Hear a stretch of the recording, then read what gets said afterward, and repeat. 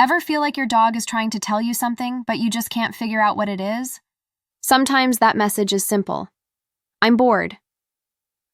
But dogs don't just sigh and stare at the ceiling. They show their boredom in ways we often misunderstand as bad behavior.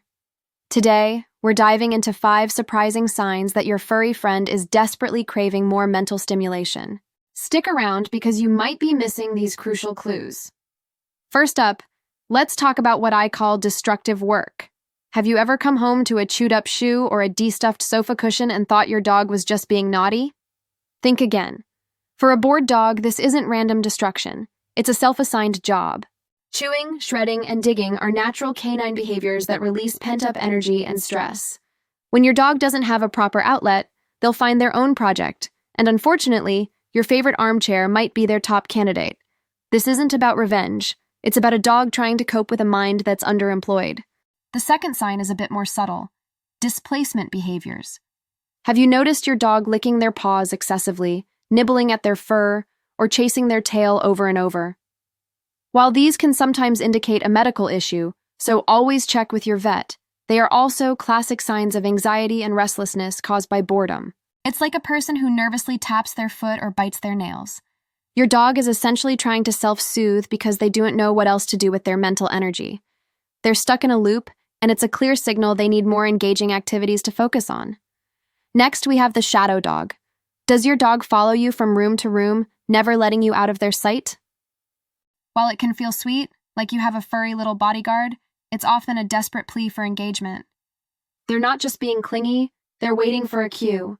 They're hoping you'll give them a command, throw a toy, or start a game. In their world, you are the source of all interesting things. By shadowing you, they're essentially saying, "Hey, I'm ready for my next assignment. Anything. Just give me something to do." It's their way of staying on standby, hoping to break the monotony. Sign number 4 is one that can be really frustrating for owners: demanding negative attention. This is when your dog starts nipping at your hands, barking at you for no apparent reason, or stealing things just to get you to chase them. It might seem like they're deliberately trying to annoy you, but what's really happening is that they've learned a valuable lesson. Any attention is better than no attention. Being scolded or told no is still a form of interaction. It breaks their boredom. If the only way they can get you to engage with them is by being a little bit of a pest, you can bet they'll do it. They're not being bad, they're just lonely for connection. Finally, let's talk about the difference between physical and mental fatigue. This is a big one. You might take your dog on a long walk or for a run, thinking you've tired them out. But then right when it's time to settle down for the evening, they get a case of the Zoomies and start racing around the house. What gives? This often means their body is tired, but their brain isn't. A walk might exercise their legs, but it doesn't always challenge their mind. They need puzzles to solve and tasks to think about. A dog with an unstimulated brain is like a wind-up toy with a full charge, just waiting to go off. So, if you're seeing any of these signs, don't just label your dog as misbehaving. Instead, see it as a call for more mental enrichment. Puzzle toys, training sessions, nosework games, or even just teaching a new trick can make a world of difference.